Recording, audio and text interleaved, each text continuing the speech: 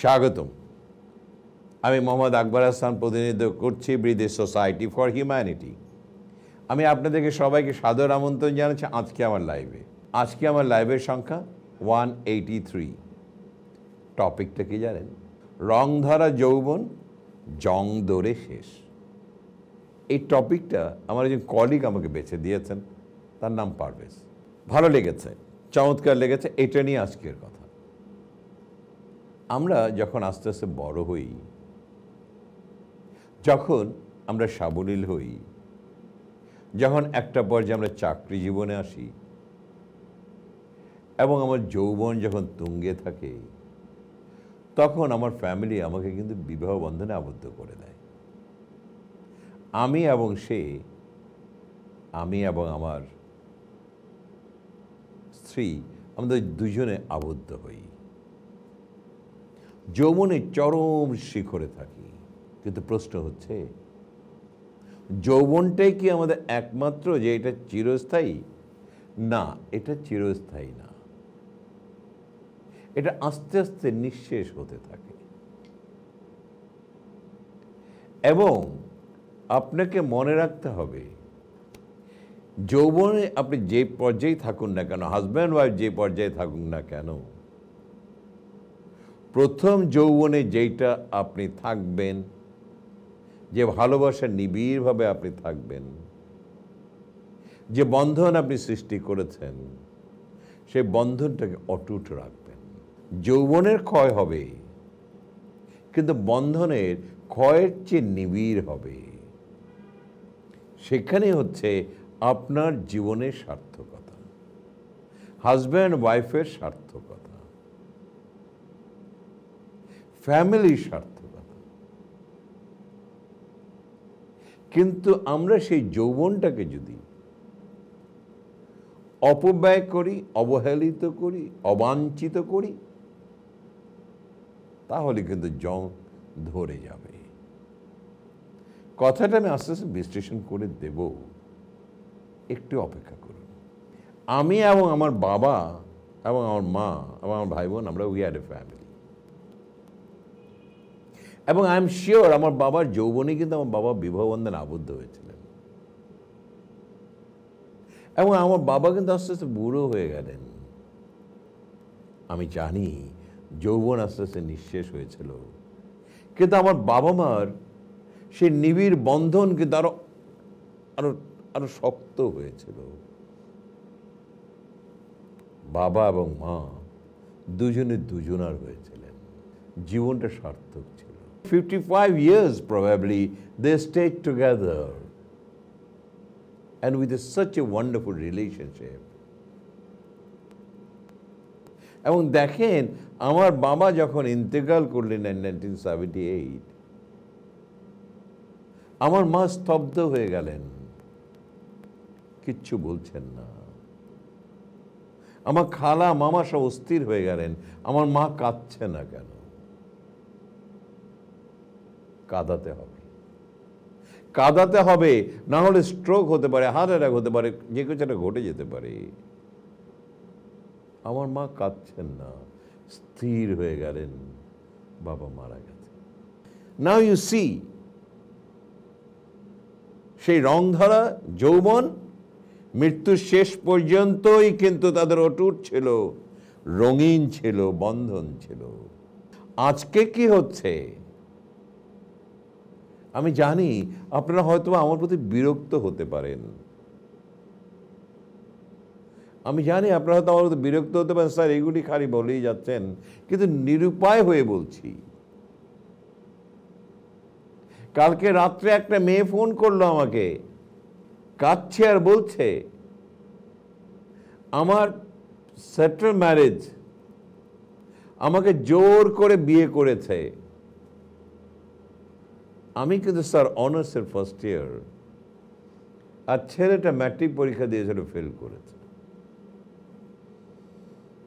প্রচন্ড পিড়াপিড়ি, ছেড়ে বলেছে আমি ওকে ছাড়া বিয়ে করব না। আমি ভেবে নিলাম সে আমাকে অনেক ভালোবাসে। সবাই বাবা মাকে বুঝালো, আমাদের বিয়ে হলো। 7 মাসের মাথা আমি প্রেগনেন্ট হয়ে গেলাম। ছেলেটা সৌদি আরবে থাকে, তার একটা দোকান আছে, ব্যবসা করে। স্যার আমার বিয়ে হয়েছে মাত্র 2.5 বছর, আমরা প্রথম দিকে 4-5 মাস খুব সুখী ছিলাম, এরপরেই তার রূপ বদলানো শুরু করলো। আমাকে অকথ্য ভাষায় গালাগালি করে, গায়ে হাতও তুলে। স্যার আমি তো জীবনে কিছু পেলাম না। স্বামীর মর্যাদা এবং স্বামীকে নিয়ে একটা মেয়ে অহংকারী হতে চায়, আমার তো কিছুই রইল না স্যার। একটা নন ম্যাট্রিক ছেলেকে বিয়ে করেছি, বিয়ে দিয়ে দিয়েছে, ইট ওয়াজ এ সেটেল ম্যারেজ। এখন ছেলেটা জীবনে যত অকথ্য ভাষা আছে সেটা আমাকে বলে, এবং পরকীয়া প্রেমে আবদ্ধ সে লক্ষ লক্ষ টাকা জুয়ায় খেলে, আর আমি যদি কিছু বলতে যাই তাহলে সে চরমভাবে আমাকে আঘাত করে। দেখেছেন প্রথম জীবনে যৌবন, ওকে ছাড়া আমি বিয়ে করব না। রং ধরা যৌবন, এখন এই যৌবনটা জং ধরে গেল 2-2.5 বছরের মধ্যে। আমরা কি নিকৃষ্ট মানুষে রূপান্তরিত হচ্ছে? আমাদের বিবেকহীন চরিত্রটা প্রখর হয়ে আসছে। এটা কিন্তু শুধু not the only examples I'm saying. আমি কন্টিনিউয়াসলি অহরহ এগুলো দেশে এবং বিদেশ থেকে এই গল্প শুনতে শুনতে কান ঝালাপালা হয়ে গেল। বিয়ে করার সময় যৌবন টংটঙা, বিয়ে করার সময় মুহূর্তে আপনি কি বলবো, মুহূর্তে আপনি ভাসছেন। বিয়ের কিছুদিন পর যৌবনে কি ভাটা পড়ে, নাকি যৌবন শিফট হয়ে যায় অন্য জায়গায়? কষ্ট করেই কথাগুলো বলছি। আমরা কি ভালো মানুষ হতে পারি না? আমরা কি বিবেকবান হতে পারি না? আমরা কি চমৎকার ফ্যামিলি করতে পারি না? আমি যাকে বাসরাতে ভালোবেসে বুকে জড়িয়েছি তাকে কি মৃত্যুর আগ পর্যন্ত ওইভাবে রাখতে পারি না? আমি তাকে সম্মান করে ইজ্জত করে বাড়িতে এনেছি, আমি সম্মান ইজ্জত দিয়েই কি তাকে বাড়িতে রাখতে পারি না? এবং আমি নিজের সম্মান ইজ্জত নিয়ে বেঁচে থাকতে পারি না? এই প্রশ্নগুলো বারবার কিন্তু আমাদের মনে আসছে। আমরা বিবেকহীন, চরিত্রহীন রূপান্তরিত হচ্ছে, এবং মেয়েরাও কিন্তু করছে। ছেলেরা is not an exception, but মেয়েরা সংখ্যা হয়তো কম।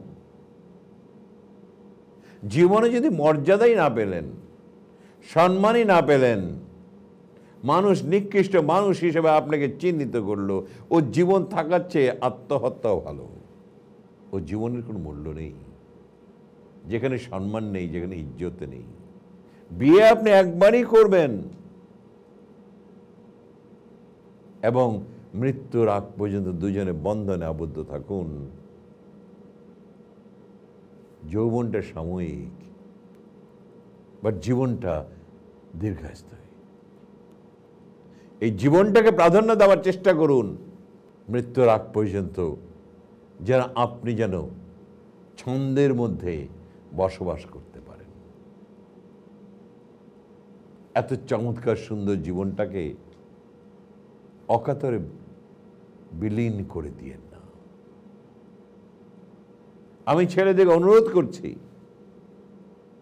you should know how to respect your wife, you should know how to behave with your wife, and if you don't do it, তাহলে জীবনে সংসার সৃষ্টি হবে কি করে?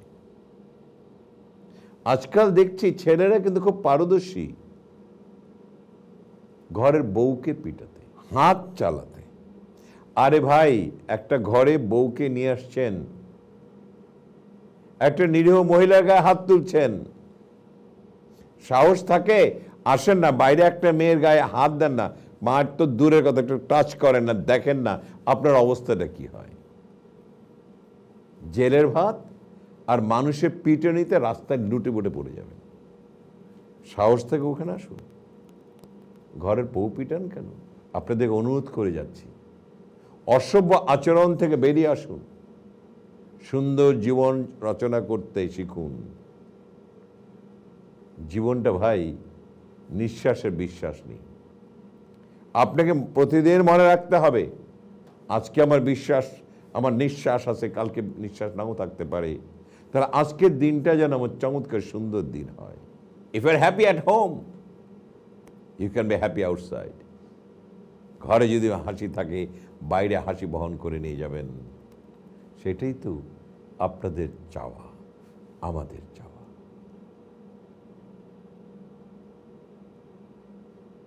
ঘরে বিবাহ বন্ধন আবদ্ধ যখন হয়েছেন, সেটাকে সুন্দর জীবনে রচনা করুন, ভালোবাসতে শিখুন, শ্রদ্ধা করতে শিখুন, মায়া করতে শিখুন, আর বলুন, বুকে জড়িয়ে ধরে বলুন, I love you, I want to love you rest of my life. তাতে কি হবে জানেন? রং ধরা যৌবন রঙেই ভরপুর থাকবে। আর যদি তার উল্টাটা করুন, পরকীয়া, নোংরামি, আর আজকাল ফেসবুকে এক নারীর সাথে অন্য পুরুষের চ্যাটিং, আসলে দেখেন তো দেখি আমাদের চরিত্রের কেমন ভাব নেমে গেছে, দুর্ভিক্ষ দেখা দিয়েছে আমাদের চরিত্রে। আমি বুঝি না অন্য স্বামীর ওয়াইফ কি করে অন্য পুরুষের সাথে নোংরা চ্যাটিংয়ে আবদ্ধ হয়। এটি কি সঠিক শিক্ষা, নাকি বেঠিক ফ্যামিলির সৃষ্টি? আমি বাংলাদেশের সবাইকে একটা কথাই বলছি, create a wonderful family and make a wonderful sweet home. খারাপ জিনিসটাকে প্রত্যাখ্যান করুন, ভালো জিনিসটাকে আলিঙ্গন করুন, তাহলে আপনার ওই যৌবন রঙে রঙিন থাকবে। আর যদি বেঠিক বা মেমিল করেন, আপনার যৌবনটা ঝংকারে পরিণত হয়। কোনটা নেবেন, দ্যাট ইজ ইয়োর চয়েস। আমার বিশ্বাস ভালোটাই নেওয়ার চেষ্টা করবেন এবং জীবনকে রঙিন করে তুলুন। আপনার সন্তানরা ভালো থাকবে, আমার পরিবেশ ভালো থাকবে, এবং আমার দেশ এবং জাতি সঠিক পথে আগাতে আমি আজকে এইটুকুর মধ্যে রাখলাম। আশা করি আপনারা ভালো আছেন। Thank you very much. Thank you once again for today, আজকের লাইভে। আল্লাহ হাফেজ।